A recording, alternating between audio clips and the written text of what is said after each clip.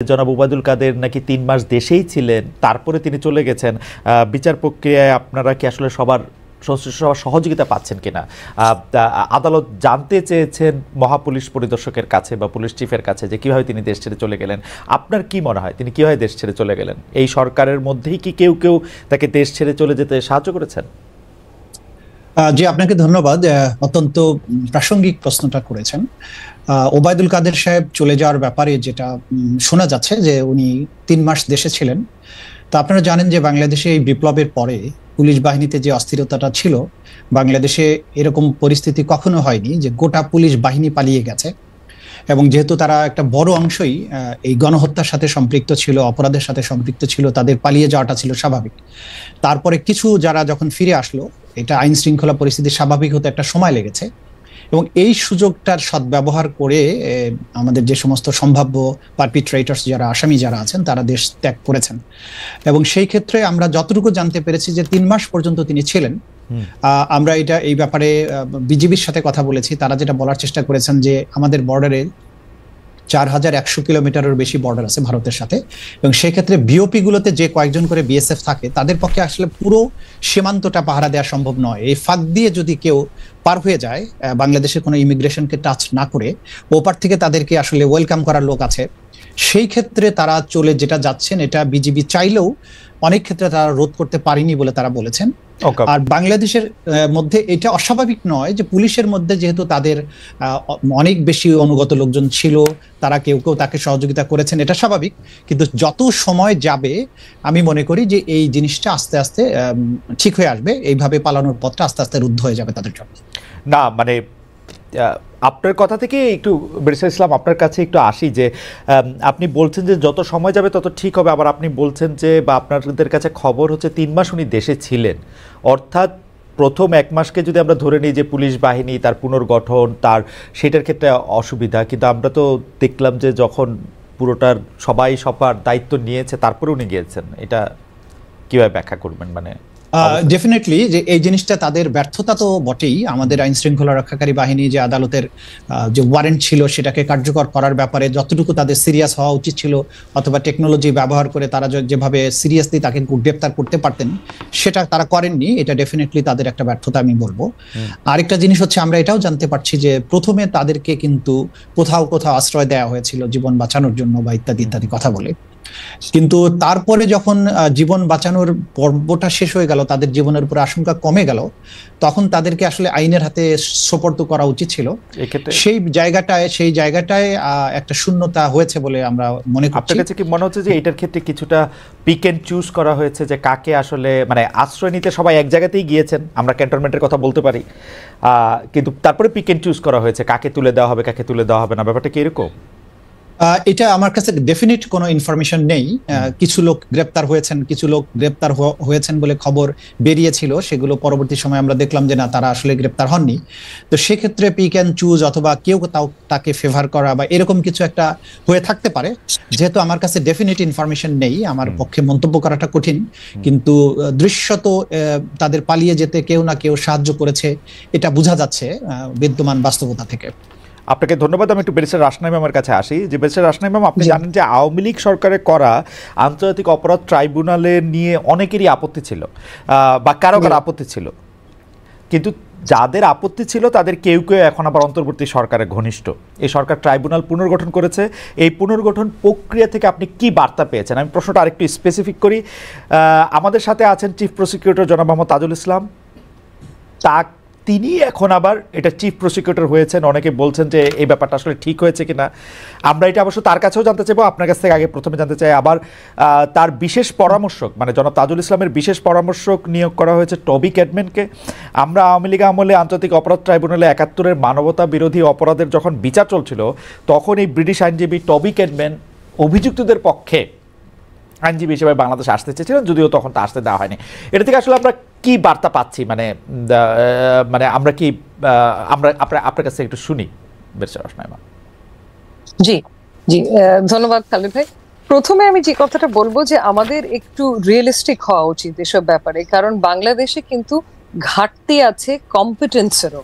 প্রত্যেকটা ক্ষেত্রে। এবং আমরা জানি তাজুল ভাই আমাদের সামনে, আমার সাথে এখন সামনে আছে বলে যে আমি তা বলছি তা না, বাট উনি এই ব্যাপারে যথেষ্ট অভিজ্ঞতাও অর্জন করেছে এবং সেটা একটা বড় কারণ যে কারণে ওনাকে এই পদটা দেয়া হয়েছে।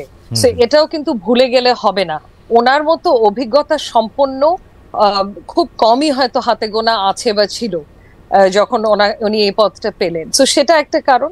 এখন আরেকটা আপনি বলতে পারেন যে অপটিক্সটা নিয়ে হয়তো অনেকের অপটিক্সটা জন্য অনেকের প্রশ্ন উঠেছে যে ওনার রাজনীতি বলেন বা ওনার প্রিভিয়াস রেকর্ডস গুলো দেখলে মনে হবে যে উনি কি ইম্পার্শিয়াল হতে হবে নাকি, কিন্তু এখানে তো ওনার ইম্পার্শিয়ালিটিটা যত না প্রয়োজন, ওনার স্বাধীন হওয়াটা যত না প্রয়োজন, তার থেকে বেশি প্রয়োজন কিন্তু যে ট্রাইব্যুনালটা স্বাধীন কি না, যে বিচারটা করবে।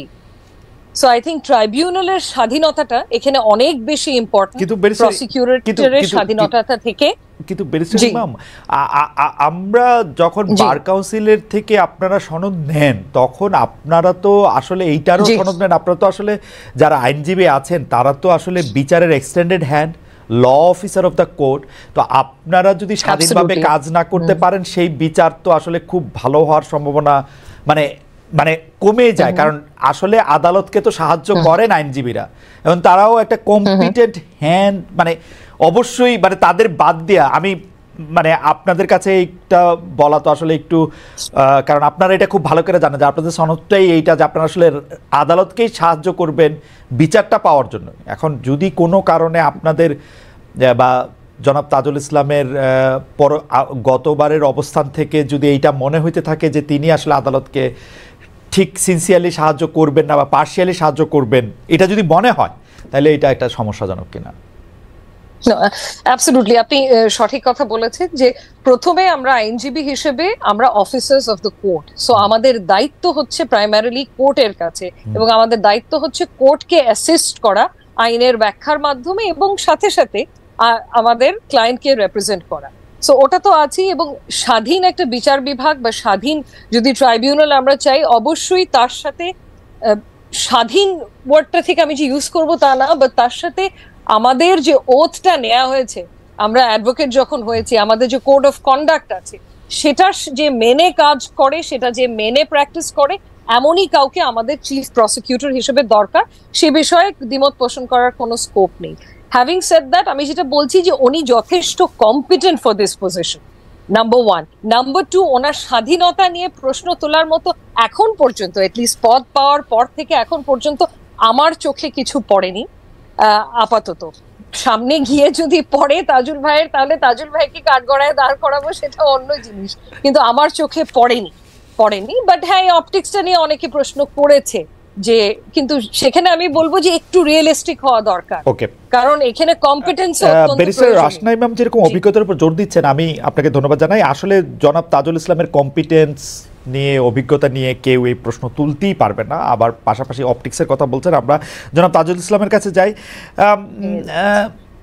জনাব তাজুল ইসলাম, মানে ব্যাপারটা একটু উইয়ার্ড কিনা, আমি প্রশ্নটা আর ইলাবোরেট করলাম না। মানে ধরেন আমরা আপনাকে যে আদালতে আসলে ডিফেন্স লয়ার দেখছি, সেইটাতে আপনি যখন এটার মধ্যে কেসটা কনস্ট্রাক্ট করতেছেন, বিপরীতে যেই থাক না কেন, এটা একটু উইয়ার্ড কিনা, মানে এটা আপনি কিভাবে হ্যান্ডেল করতেছেন? দেখুন, একেবারেই এই প্রশ্নটা যেখান থেকে আসছে বা যেভাবে তোলা হচ্ছে, এটা নিতান্ত অনাকাঙ্ক্ষিত। কারণ দেখুন, আমরা আইনজীবী হিসেবে আজকে প্রসিকিউশনে থাকবো, কালকে ডিফেন্সে থাকবো। আমরা প্রতিনিয়ত অনেক মামলা করি, কোনোটাতে হয়তো ডিফেন্ডেন্ট সাইডে, কোনোটা রেসপন্ডেন্ট সাইডে, কোনোটা পিটিশনার সাইডে। আইনজীবীর কাজই তাই, আমরা আমাদের ক্লায়েন্টের ইন্টারেস্টকে সার্ভ করব একটা জুডিশিয়াল প্রসেসের মধ্য দিয়ে, এবং সেক্ষেত্রে আমার ক্লায়েন্ট কোর্টে যাতে ন্যায় বিচার পান, সেই যুক্তিগুলো কোর্টের কাছে তুলে ধরে কোর্টকে একটা সঠিক সিদ্ধান্তে পৌঁছার ব্যাপারে সাহায্য করাই হচ্ছে আইনজীবীর কাজ। একসময় আমি ডিফেন্সের পক্ষে কাজ করেছি, তাদের ইন্টারেস্ট আমি সার্ভ করার জন্য চেষ্টা করেছি, তারা যাতে সর্বোচ্চ ন্যায় বিচারটা পান সেই ব্যাপারে আমার সমস্ত মেধা আমি ব্যয় করেছি। এখন আমি প্রসিকিউশনের পক্ষে কাজ করছি। দেখেন, যারা কনফ্লিক্ট অফ ইন্টারেস্টের কথা বলে, সেই সময় আমি যাদের পক্ষে মামলা লড়েছি তারা কি এই মামলার বাদী অথবা তারা কি এই মামলার আসামি? তারা যদি এই মামলার আসামি হতেন তাহলে কনফ্লিক্ট অফ ইন্টারেস্ট হতো, যে এক সময় তুমি তাদের পক্ষে মামলা করেছো, এখন তাদের এগেইনস্টে করছো, সুতরাং এটা কনফ্লিক্ট অফ ইন্টারেস্ট। এখানে আইনজীবীকে কখনো নিরপেক্ষ হওয়ার কোনো ব্যাপার নেই। নিরপেক্ষ ইন দ্য সেন্স যে আপনি একদিন আপনি ডিফেন্সে কাজ করেছেন বলে আরেকদিন প্রসিকিউশনে যেতে পারবেন না, এই ধরনের নিরপেক্ষতার প্রয়োজন তো এখানে নাই। কিন্তু এখানে যেটা দরকার, যেটা রাসনা ইমাম খুব ক্লিয়ারলি বলেছেন, একটা হচ্ছে যে অভিজ্ঞতা এবং কম্পিটেন্স, যে এই মামলা পরিচালনার ব্যাপারে যে ধরনের অভিজ্ঞতা দরকার, যে ডিটারমিনেশন দরকার। বাংলাদেশে যে ম্যাসিভ স্কেলে যে ক্রাইমস এগেনস্ট হিউম্যানিটি হয়েছে, আমাকে আয়নাঘরের গভীর অন্ধকার থেকে যে এভিডেন্সগুলো কালেক্ট করে আনতে হবে এবং সেটাকে প্রপারলি আদালতের সামনে ইন্টারন্যাশনাল স্ট্যান্ডার্ড, দেশীয় স্ট্যান্ডার্ড মেনটেন করে প্রেজেন্ট করার জন্য যে স্ট্রং ডিটারমিনেশন দরকার, যে অভিজ্ঞতা দরকার, যে এক্সপার্টিস দরকার, সেটা আমার আছে কিনা, সেটা আমি রাষ্ট্রের পক্ষকে সার্ভ করার জন্য আমি কম্পিটেন্ট কিনা। এবং এখানে আমি 100% আমি রাষ্ট্রের পক্ষে, আমার তো নিরপেক্ষতার প্রয়োজন নেই, আমি 100% রাষ্ট্রের পক্ষে। নিরপেক্ষ থাকবো যদি ন্যায় বিচার নিরপেক্ষ হতে হবে, এখানে জাজেসদের, এখানে আদালতকে নিরপেক্ষ হতে হবে। আমি একটা সাইড, ডিফেন্সের আরেকটা সাইড থাকবে, দুই পক্ষ তার ক্লায়েন্টের বেস্ট কেসকে এখানে প্রেজেন্ট করার চেষ্টা করবে। সেই ক্ষেত্রে কোনো আপোষ করার কোনো সুযোগ আছে কিনা আমি জানি না, কোনো আপোষ করার কোনো সুযোগ আছে বলে আমি মনে করি না। বেশি ইসলাম, এইটা অবশ্যই একটা খুবই ফাইন লাইন আইন কানুনের, যে আসলে লয়ার একটা পক্ষ কিনা, কারণ অথবা লয়ার আসলে এই পুরা বিচার ব্যবস্থারই অঙ্গ কিনা, সেটা নিয়ে আসলে বিস্তর একাডেমিক আলোচনাও চলতে পারে, আমরা একসময় নিশ্চয়ই সেটা করব। আপনি যেরকমভাবে বলতেছেন যে আপনি একটা পক্ষ, সেটা কোর্টের মধ্যে অনেক কোর্ট আপনাকে পছন্দ নাও করতে পারে, মানে এটা হচ্ছে যে আমার অভিজ্ঞতা আমি দেখছি আপনি যখন বলবেন যে আমি একটা পক্ষ নিয়েছি। হাওয়েভার, আমি যে প্রশ্নটা করতে চেয়েছিলাম, যেটা আপনার কথা থেকে যেটা উদ্ভূত হয়েছে, যে সেটা হচ্ছে যে ৭১-এ মানবতা বিরোধী অপরাধের যেসব বিচার চলছিল এই ৪ মাস কি সেগুলি ডিফ্রিজ, মানে এগুলির কি আর কোনো মানে বিচার এখন আর চলছে না? ৭১-এর যে বিচারগুলো ছিল তার মধ্যে ৩০টা মামলা এখানে সর্বশেষ আমাদের জানা মতে পেন্ডিং আছে। সেই ৩০টা মামলা হচ্ছে এমন সব মানুষদের গ্রামে গঞ্জে তাদের জমি নিয়ে মারামারি হয়েছে, আরেক পক্ষ বলেছে যে ঠিক আছে তোকে আমি ৭১-এর মামলায় ঢুকিয়ে দিলাম। এইরকম ফিশি কিছু মামলা এখানে পেন্ডিং আছে। আমরা যেটা বলেছি যে এই মামলাগুলো যেহেতু আগে করা হয়েছে, অনেকগুলো তদন্ত রিপোর্ট হয়নি, অনেকগুলো তদন্তাধীন, কোনগুলো তদন্ত হয়েছে, বিচারের অপেক্ষায় আছে, এগুলো প্রত্যেকটা আমরা আলাদাভাবে পর্যালোচনা করে আমরা এগুলো দায়িত্ব ভাগ করে দিচ্ছি, যে যেগুলোতে সত্যিকার অর্থে কোনো মেরিট আছে সেগুলো বিচারের জন্য প্রসিড করবে, এবং যেগুলোতে কোনো মেরিট নেই আমরা আদালতের কাছে বলছি যে এগুলোকে আপনারা অ্যাজ পার ল যেভাবে ডিসপোজাল করে দেওয়া উচিত সেটা করেন। আমরা দেখেছি যে এখানে ৯০ বা ৯৫ বছর বয়সের অনেক আসামি আছেন যে পঙ্গু, যারা বিছানায় শুয়ে বাথরুম করতে হয়, সেই রকম ধরনের লোকদেরকে কোনো ধরনের জামিন না দিয়ে বছরের পর বছর এখানে আটকে রাখা হয়েছে। আমরা এটা বলেছি আদালতের কাছে যে এই জাতীয় বিষয় যেখানে আছে, আদালত অবশ্যই যেন তার ডিসক্রিশন ব্যবহার করে এই লোকদেরকে বের করে দেন। এবং আমাদের প্রায়োরিটি হচ্ছে যে এখন জুলাই আগস্টের সংগঠিত গণহত্যা এবং গত ১৬ বছরে মানবতা বিরোধী যে সমস্ত অপরাধ, গুম এবং খুনের মতো বিষয়গুলো হয়েছে, সেগুলোর বিচারের বিষয়গুলোকে করা। মানে ৭১-এর মানবতা বিরোধী অপরাধ নিয়ে এই মামলাগুলি আর চলবে না, মানে আপনার কথা শুনেই বোঝা গেল যে আপনি যা বলবেন সেটাই তো মোটামুটি আদালত সিদ্ধান্ত দিবেন, তাই তো? চলবে না, না আদালত তো আদালত স্বাধীনভাবে দেবেন, আমরা চলবে না বলছি না। এই মামলাগুলো যেগুলো আছে এগুলো দেখলেই বোঝা যায় যে এই মামলাগুলো হচ্ছে যে একেবারেই সাজানো মামলা, যেগুলো খুব বেশি এগুলোকে প্রায়োরিটি দেওয়ার মতো নয়। এটা কোর্ট বলার পরে বললে ভালো হইতো মনে হয়। না না, এগুলো হচ্ছে প্রসিকিউশনের পক্ষ থেকে তো আমাদের একটা বক্তব্য আছে। আমরা যখন প্রসিকিউশন ইনভেস্টিগেশন এজেন্সিকে সুপারভাইজ করে, আমাদের ইনভেস্টিগেটররা যে ধরনের রিপোর্ট দিচ্ছেন এগুলো আমরা দেখছি, দেখার পরে আমরা কিন্তু কোনো ডিসিশন দেইনি। আমরা নীতিগতভাবে যেটা বলেছি যে পর্যালোচনা করে আদালতের কাছে আমরা প্রমাণনয়ে প্লেস করছি। দেখেন আমরা প্রতিদিনই কিন্তু এখনকার নতুন মামলার পাশাপাশি পুরাতন মামলাগুলো তালিকায় আসছে, আদালত কিন্তু দেখে দেখে এগুলোর উপরে অর্ডার দিচ্ছেন। সেগুলো ব্যাপারে যথার্থ যে যা প্রক্রিয়াটা গ্রহণ করা উচিত সেগুলো এখানে গ্রহণ করা হবে। আপনাকে অনেক ধন্যবাদ। আমি একটু ব্যারিস্টার রাসনা ইমামের কাছে আবার একটা নতুন প্রসঙ্গ নিয়ে আসি, যেটা নিয়ে আমরা আসলে জনাব তাজুল ইসলামকে একটু শুনবো। সেটা হচ্ছে যে বিচার বিভাগের স্বাধীনতা বা বিচার বিভাগ কতটা ভালোভাবে কাজ করতে পারতেছে, সেইটার একটা বড় অংশ নির্ভর করে হচ্ছে জুডিশিয়ারিতে আমরা কাকে নিয়োগ দিচ্ছি বা দিচ্ছি না সেটার উপর। এবং পঞ্চদশ সংশোধনী বাতিল করার সময়, পঞ্চদশ সংশোধনীটা আসার সময় একটা কথা বারবার, মানে বিচারকদের পালনীয় আচরণবিধি, কারা বিচারকের মধ্যে নিয়োগ হবে, কে বিচারকদের সরাতে পারবে, সেগুলো নিয়ে নানা ধরনের কথা হয়েছিল। আমরা এখন এই সরকারের আমলে যেসব নিয়োগ দেখছি, বিশেষ করে মানে জুডিশিয়ারিতে নিয়োগগুলা, ট্রায়াল হাইকোর্ট ডিভিশনে তো বটে, ট্রায়াল কোর্টেও আসলে গুরুত্বপূর্ণ জায়গাগুলিতে কে আসছেন না, সেগুলি বিবেচনা করে কি মনে হচ্ছে এই সরকার কি একটা স্বাধীন বিচার বিভাগ চান, নাকি এরকম একটা বিচার বিভাগ চান যে এই বিচার বিভাগ দিয়ে আসলে তাদের মতো করে সিদ্ধান্ত দেয়া যাবে? ব্যারিস্টার রাসনা ইমাম, আপনার কাছে একটু শুনতে চাই। জি জি, খালেদ ভাই একটু ভেঙে গেছিল।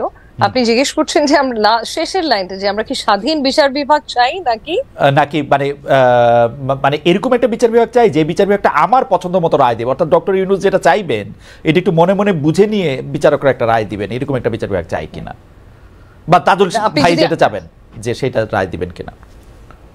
জি জি, একেবারেই না। আমরা এমন একটা বিচার বিভাগ চাই যেটা পুরোপুরি স্বাধীন। আমরা তো ভুক্তভোগী, গত 15 বছর ধরে আমরা ভুক্তভোগী। যে বিচার বিভাগ যদি স্বাধীন না হয় তাহলে কি হতে পারে, এটার ভুক্তভোগী আমরা সবাই। এবং এটা আমরা চাক্ষুষ দেখেছি যে যদি সরকারের পছন্দ মতো রায় না হয়, যেরকম 16th অ্যামেন্ডমেন্টের রায়, যেটা 16th অ্যামেন্ডমেন্টে যখন হাইকোর্টের রায় হলো যে বিচারপতি প্রিসাইডিং জাজ ছিল ওনাকে অ্যাপেলেট ডিভিশনে কখনো এলিভেট করা হয়নি, উনি হাইকোর্টেই রিটায়ার করেছেন।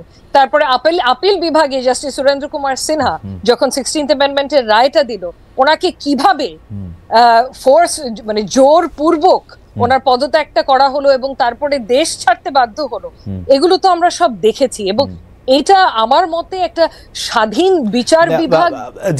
জি বেরসের ইমাম, আপনি এখন পর্যন্ত যে নিয়োগগুলি, জি বেরসের ইমাম, এই এখন পর্যন্ত যে নিয়োগগুলো হয়েছে, রাইট, সেটা দেখে আপনার কাছে কি মনে হচ্ছে যে এই সরকার কি? জি, আমার যেটা ব্যক্তিগত মনে হয় সেটা হচ্ছে গিয়ে নিয়োগের ব্যাপারে বিধিমালা প্রণয়ন করার পরেই হয়তো নিয়োগ হলে বেটার হতো। কারণ এখনো কিন্তু আমাদের সিস্টেমটাতে স্বচ্ছতা নেই যে কি ভিত্তিতে বা কি জিনিস বিবেচনায় নিয়ে নিয়োগগুলো হয়েছে, এ ব্যাপারে কিন্তু এখনো কনফিউশন আছে, এখনো ক্লিয়ার না আমাদের কাছে। হয়তো পরিস্থিতিটা এমন ছিল, আমি যে খুব সমালোচনা করছি এটা তা না, কারণ পরিস্থিতিটা এমনই ছিল যে আমাদের এই যে চলে গেছে, আমাদের কোর্টের প্রাঙ্গণ ঘেরাও করেছে, তখন বাধ্য হয়েছে ছুটিতে পাঠাতে 12 জন বিচারপতি। 12 জন বিচারপতি, তার মধ্যে অনেকেই সিনিয়র ছিল। সো বিচার বিভাগ বা ওই উচ্চ আদালত তো খালি হয়ে যেতে পারে না। সো তখন তড়িঘড়ি করে তো আমাদের অ্যাপয়েন্টমেন্ট দিতে হবে, নতুন বিচারপতি বসাতে হবে সেই কোর্টগুলোতে, কারণ মামলা তো কমছে না, মামলা তো বেড়েই যাচ্ছে।